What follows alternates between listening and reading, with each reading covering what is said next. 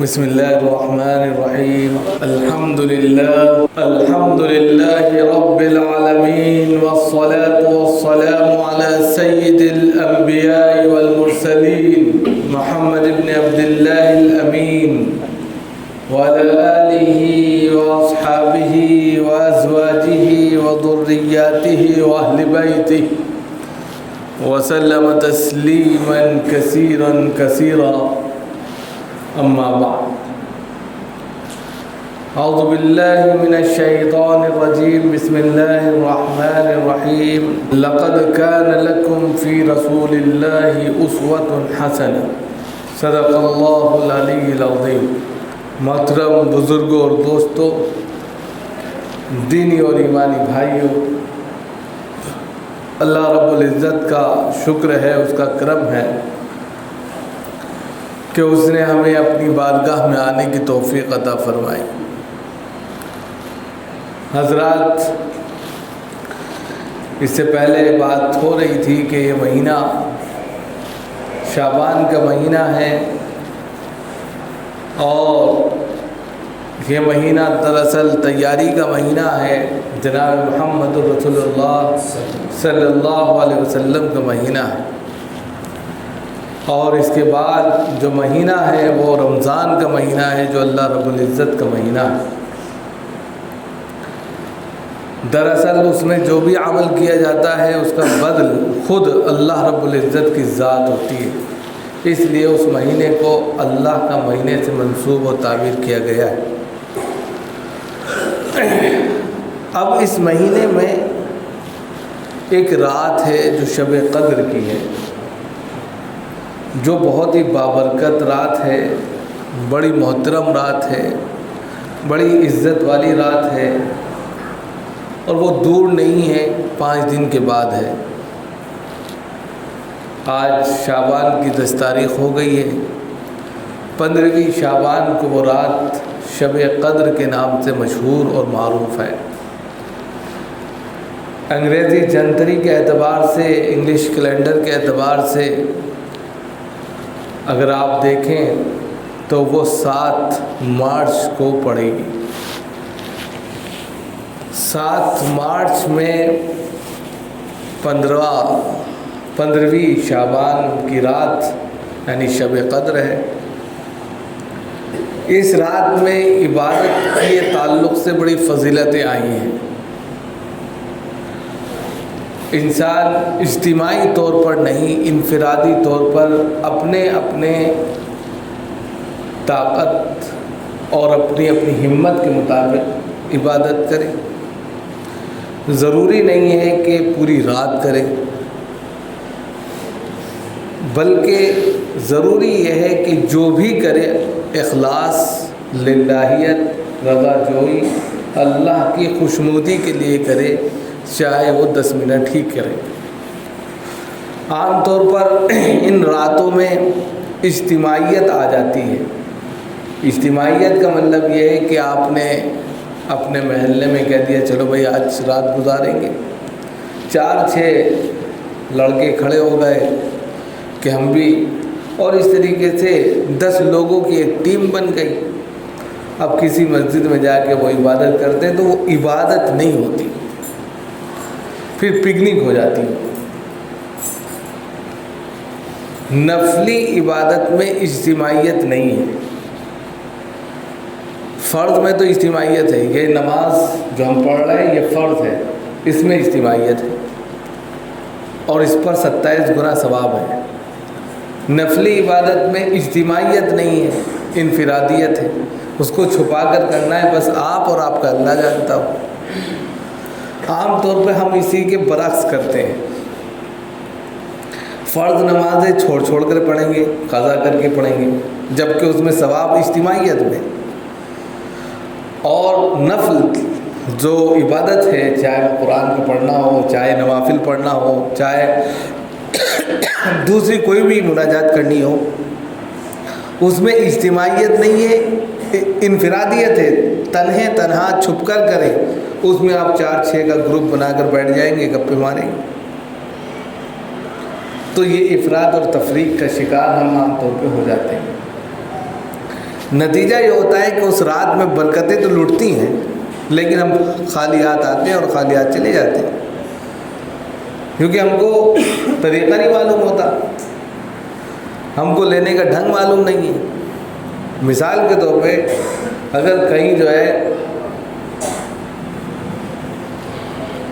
کسی بادشاہ کی طرف سے فرمان جاری ہو جائے یا کوئی اسکیم آ جائے پردھان منتری کی کہ بھائی آپ کو 5-5 ہزار روپے دیے جائیں گے اور آپ لینے چلے جائیں، تو نہیں ملیں گے، اس لیے کہ آج کے وقت میں کیا ہے کہ طریقہ آن لائن فارم بھریے، ساری فارمیلٹیز ڈالیے، آپ اس قابل ہیں کہ نہیں ہیں کہ آپ کو 5,000 روپے دیے جائیں کہ نہیں، وہ ساری فارمیلٹیز پوری کرنے کے بعد 4-6 مہینے کے بعد آئیں گے،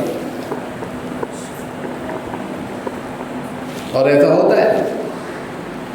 ابھی کسان کے تعلق سے جو کسانوں کو 500 روپے دیے جاتے ہیں، اس میں کتنی پرکریا کی گئی پردھان منتری یوجنا کے تحت، جو آواس وکاس ہے، میں سمجھانے کی کوشش کر رہا ہوں، اس میں طریقے کے اعتبار سے آپ کو کتنا وقت لگتا ہے، تب جا کر وہ چیز آپ کو حاصل ہوتی ہے، اور آپ اللہ کے دربار میں آئے، جھولی پھیلائی، آ جاؤ مل گیا، ایسا کہاں ہو جائے گا؟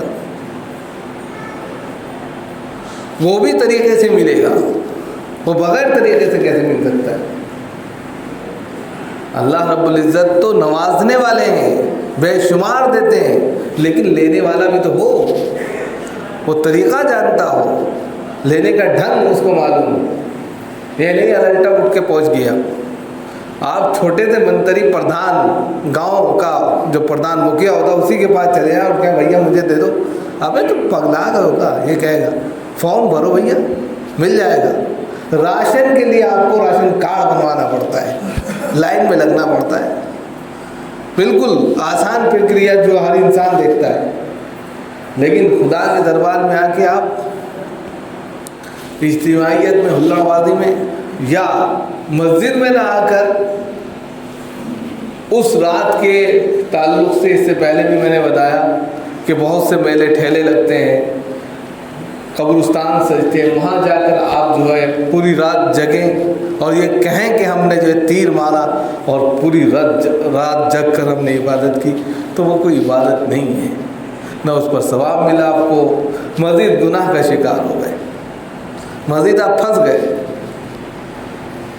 تو طریقہ معلوم کرنا چاہیے کس طریقے سے۔ اگر ایک بندہ طریقہ معلوم ہے، اس نے رات عشاء کی نماز پڑھی، سو گیا، فجر میں 4 بجے اٹھ گیا، تہجد پڑھی، فجر کی نماز باجماعت پڑھی، تلاوت کر کے دعا کری، پوری رات کا ثواب نہیں کیا، آرام بھی کیا، اس نے پوری رات سوتا رہا، طریقہ معلوم تھا اس کو کہ عشاء کی نماز کے بعد بات نہیں کرنی، دنیاوی کوئی بھی ایسا عمل نہیں کرنا ہے جس سے میرا رب ناراض ہوتا ہو۔ عبادت کر کے لیٹ گیا، سو گیا، جب اٹھا پھر عبادت میں مشغول ہو گیا، اور پھر جو ہے تلاوت اور مناجات اور نماز پڑھ کے دعا کی، تو پوری رات عبادت میں جوڑ دی جائے گی، پڑھے وہ سوتا رہا، اس کو طریقہ معلوم تھا، پوری رات کا ثواب لے گیا۔ ایک انسان پوری رات جگ رہا ہے، ادھر سے ادھر دھکے بھی کھا رہا ہے، 4-6 دوستوں کو چائے اور کافی بھی پلا رہا ہے، اور ادھر ادھر جا کر جو ہے نظارے بھی دیکھ رہا ہے، اس کے باوجود اس کے ہاتھ ایک چھٹاک نہیں آتا، مزید گناہ اور 4-6 اپنے سر لے گیا۔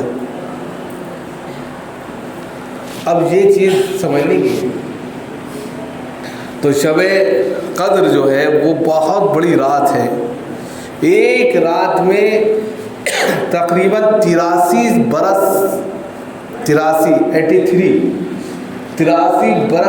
کی عبادت کا ثواب انسان حاصل کر سکتا ہے، اگر واقعی میں اس نے عبادت کی ہے تو۔ عام طور پہ لوگوں کو ایک رات میں اگر ایک شخص 83 برس کی عبادت کا ثواب حاصل کر لے اور 2-3 راتیں اس کو حاصل ہو جائے، 300-400 سال کی عبادت کا ثواب اس کو حاصل ہو جائے گا۔ یہ کانسیپٹ کیا ہے؟ دراصل پہلے کے جو لوگ ہوتے تھے، پہلے کی جو قومیں ہوتی تھیں، ان کی عمریں بہت ہوتی تھیں، کوئی 200 سال، الف سنۃ الا 50 عاما، حضرت نوح علیہ السلام کے تعلق سے آتا ہے کہ وہ 950 برس تک زندہ رہے اور اپنی قوم کو دعوت دیتے رہے، اللہ کی طرف بلاتے رہے۔ 950 برس، 1000 میں صرف 50 سال کم تھے۔ اب بتائیے ایک انسان نے 950 برس تک زندگی گزاری ہو اور پھر اس نے عبادت کی ہو تو اس کے سجدے، اس کی تلاوت، اس کی مناجات کس حد تک پہنچ جائے گی اگر آپ اس کو کیلکولیٹ کریں۔ ایک انسان مشکل بمشکل 50 سال، بہت زیادہ 60 سال جی رہا ہے، اور ایک انسان 950 برس تک جی رہا ہے اور پوری زندگی عبادت میں گزار دی ہے، دعوت میں گزار دی ہے، اس کے ہم پلہ ہو ہی نہیں سکتا۔ تو آپ صلی اللہ علیہ وسلم سے بہت سے لوگوں، آپ صلی اللہ علیہ وسلم نے ایک موقع سے کہا کہ میری امت کی جو عمریں ہوں گی وہ 50-60 کے درمیان رہیں گی۔ تو اصحاب نے کہا، اصحاب رسول نے، کہ وہ لوگ تو بہت آگے نکل جائیں گے، ہمارے نامہ اعمال میں نیکیاں کم ہوں گی۔ تو اس موقع سے آپ صلی اللہ علیہ وسلم کو ایک رات شب قدر کی دکھائی گئی، اس کو رمضان میں شب برات کہہ دیا کرتے ہیں۔ شب قدر رمضان میں کہتے ہیں اور شب برات یہ 15ویں رات کو کہتے ہیں۔ ہے وہی رات، وہ رات بس گھومتی رہتی ہے، وہ سال میں ایک ہی رات ہوتی ہے، وہ سال میں ایک ہی رات ہوتی ہے۔ آپ صلی اللہ علیہ وسلم کو وہ رات دکھائی گئی تھی، لیکن آپس میں مسلمانوں کا کام کیا ہے؟ جھگڑا کر رہے تھے، بلا دی گئی۔ اس رات کو آپ صلی اللہ علیہ وسلم کو دکھایا گیا کہ یہ رات اگر کسی بھی آپ کے امتی کو حاصل ہو جائے تو اس کو 83 برس کے برابر ثواب ملے گا عبادت کا، ایک ہی رات میں۔ اب جھگڑا کرنے کی وجہ سے وہ رات تو بلا دی گئی، لیکن وہ رات پورے سال میں راؤنڈ کرتی رہتی ہے، گھومتی رہتی ہے، کبھی وہ شب برات میں آ جاتی ہے، کبھی وہ شب قدر میں چلی جاتی ہے رمضان کے آخری عشرے میں، کبھی وہ پورے عشرے میں گھومتی رہتی ہے، یعنی پورے رمضان میں گھومتی رہتی ہے۔ تو یہ اس طرح ہے، الگ الگ حدیثوں سے اس کی تمام معلومات معلوم ہوتی ہیں۔ اب ایسے میں یہ جو رات ہے شب برات، اس میں کیا ہے کہ سب سے اہم معاملہ کیا ہے؟ تقدیر کا ہے۔ انسان کی 2 طرح کی تقدیریں ہیں، رفعت الاقلام وجفت الصحف۔ ہر انسان جو اس دھرتی پر موجود ہے، جو آیا ہے، جو چلا گیا ہے، جو آنے والا، سب کی تقدیریں لکھ دی گئی ہیں، سب کی تقدیریں لکھی ہوئی ہیں۔ کس کو کتنا ملے گا، کیا ملے گا، کیا نہیں ملے گا، سب کچھ ریکارڈ ہے۔ کوئی آگے اور کوئی پیچھے لے نہیں سکتا، دے نہیں سکتا۔ یہ سب رفعت الاقلام وجفت الصحف، حدیث میں ہے کہ قلم اٹھا لیے گئے اور صحیفے خوش ہو گئے۔ اب ایسے میں انسان، جس طرح آپ نے دیکھا ہوگا ابھی ایک ہفتہ پہلے بجٹ پاس ہوا، سال بھر کا بجٹ پاس ہوتا ہے، اور اس بجٹ کے دائرے میں رہ کر انسان اپنی زندگی جیتا ہے، سرکار اسی کے دائرے میں رہ کر اپنا کام چلاتی ہے کہ اتنے بجٹ میں ہم اتنا کام کر لیں گے، اگر نہیں ہوگا تو وہاں روک دیں گے کام، اس طرح ہوتا ہے۔ اسی طریقے سے سرکاریں تو بنتی ہیں اور ان کا پروجیکٹ بھی 5 سال کے لیے ہوتا ہے، اسی طرح انسان ہے کہ انسان کی زندگی جو بھی ہے رفعت الاقلام وجفت الصحف کے تحت 60 سال 70 سال 50 سال جو بھی ہے لکھی گئی ہے، لیکن سال بھر کا جو ایک کہہ سکتے ہیں کانٹریکٹ ہے، جس کو بجٹ آپ بولتے ہیں آج کے وقت میں، وہ اس رات میں متعین ہوتا ہے کہ اس شخص کے اگلے 12 مہینے کیسے ہوں گے۔ اس میں اس کو عمل دخل حاصل ہے کہ اگر یہ شخص اس رات میں جگ کر اپنی تقدیر کے فیصلے کو اپنے ساتھ خدا سے مانگ کر، خدا کے سامنے گڑ گڑا کر، مثال کے طور پہ کوئی فائل تیار کی جا رہی ہے، کہ آپ پہنچ گئے، جناب یہ کر دیجیے۔ جب تیاری ہو رہی ہے تو لکھ دیا، ٹھیک ہے یہ ہو گیا۔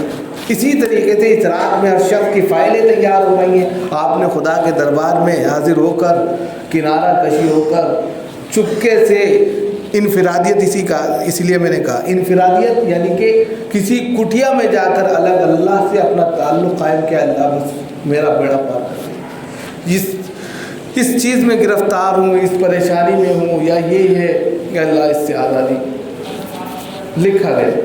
اور کیا ہوتا ہے کہ اگلے 12 مہینے میں جس طریقے سے آپ نے جو دعائیں کی ہیں، عام طور پہ وہ چیزیں ہوتی چلی جاتی۔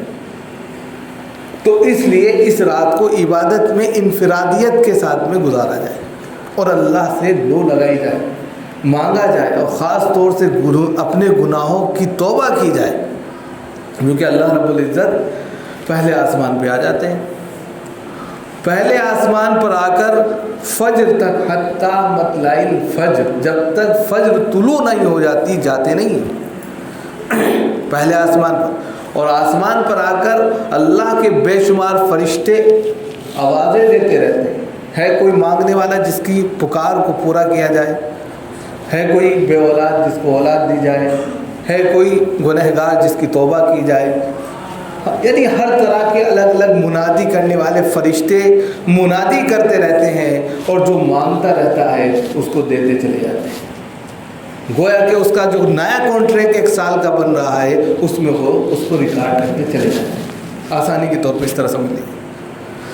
اب ایسے میں ایک انسان سوتا رہے، ایک انسان مزے کرتا رہے، گلیوں کی کھانک چھانتا رہے، یا ادھر ادھر میلے اور ٹھیلے میں جو ہے گپے لڑاتے ہیں، تو یہ اس کے لیے سب سے بڑی محرومی کی بات ہے کہ ایک طرف لٹ رہی ہے کائنات اور دوسری طرف وہ اپنی زندگی کو برباد کر رہا ہے۔ ایسے میں ضرورت اس بات کی ہے کہ انسان کو اس رات میں خاموشی کے ساتھ میں سب سے زیادہ استغفار کرنا چاہیے، کیونکہ انسان سے سب سے زیادہ جو چیز صادر ہوتی ہے اس کے گناہ ہیں۔ اب اگر گناہ کا بوجھ ہلکا ہو گیا تو خود بخود نیکیاں اکٹھا ہو جائے گی، اور استغفار کرنا بھی خود عبادت میں شامل ہے۔ جیسے جیسے اس کا بھاری پن، یعنی کہ گناہوں کا جو کہہ سکتے ہیں، تو ہر انسان، ہم اس سے بچے نہیں، جو ایک توق ہمارے گلے میں پڑ گیا ہے اس سے وہ ہلکا محسوس کرتا ہے، اور جب وہ محسوس کرنے لگتا ہے تو اس کو دوسری عبادت میں مزہ آنے لگتا ہے، توفیق مل جاتی ہے، یہ بھی مانگ لے، یہ بھی مانگ لے، یہ بھی مانگ لے، اور اللہ دیتے چلے جاتے ہیں کہ میرا بندہ تو پاک ہو گیا، صاف ہو گیا، اس نے میری ذات اور میری اپنے جلال کی قسم کھا کر اللہ سے کہتے ہیں کہ میں نے اس کو دیا جو مانگا ہے۔ تو اس رات میں انفرادیت کے ساتھ میں قرآن کی تلاوت کی جائے، مناجات کی جائے، استغفار کی تسبیح پڑھی جائے، درود پاک کی تسبیح پڑھی جائے، لا حول ولا قوت الا باللہ کو بہت زیادہ پڑھا جائے، 3 کلمے کا ورد، 4 کلمے کا ورد، یہ ایسے ہیں جتنا آپ سے ہو سکے انفرادیت کے ساتھ میں پڑھیں، اجتماعیت نہ، اور جتنی کیپیسٹی ہے، یہ نہیں کہ آپ پوری رات جگتے رہے، عبادت کرتے رہے، فجر میں جا کے سو گئے، بیکار ہے۔ آپ 1 گھنٹہ عبادت کر سکتے ہیں، 2 گھنٹہ کر سکتے ہیں، کریں، اس کے بعد لیٹ جائیں، آرام کریں، صبح تڑکے جلدی اٹھ جائیں، فجر کی نماز پڑھ کے رو رو کر گڑ گڑا کر دعا کر کے جائیں، تب جا کر جب فائنل ہے، یعنی پوری رات جگے، جب دینے کا نمبر آیا، جب سائن کرنے تھے فائنل، اس وقت جا کے سو گئے، جب جو ہے ٹھپا لگ رہا تھا، مہر لگنی تھی، اسی وقت جو ہے ارے ہو گیا۔ حضرت عمر کے تعلق سے آتا ہے کہ ایک شخص پوری رات عبادت کر رہا، فجر میں سو جائے، کوڑے مارے، اس کو کوڑے مارے جائیں گے،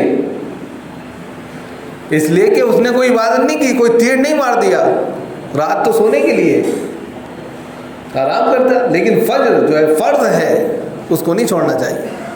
عام طور پہ یہی ہوتا ہے، پوری رات جگیں گے، صبح میں سو جائیں، 5-6 لوگ ملیں گے آپ کو فجر میں، آپ پوری رات سو جائیے، نماز کے بعد عشاء کی 1 لفظ کسی سے بات نہ کریے، دنیا بھر کا، دنیا کی کوئی بھی بات نہ کرے، صبح فجر پڑھ لے تو بھی آپ کو وہ ثواب مل جائے گا، کیونکہ آپ نے عبادت کی، سو گئے، کوئی بات ہی نہیں کی، پھر عبادت میں آپ شامل ہو گئے، اگرچہ فجر کی نماز میں شامل ہوئے، تو بھی آپ کو عبادت کا ثواب مل جائے گا.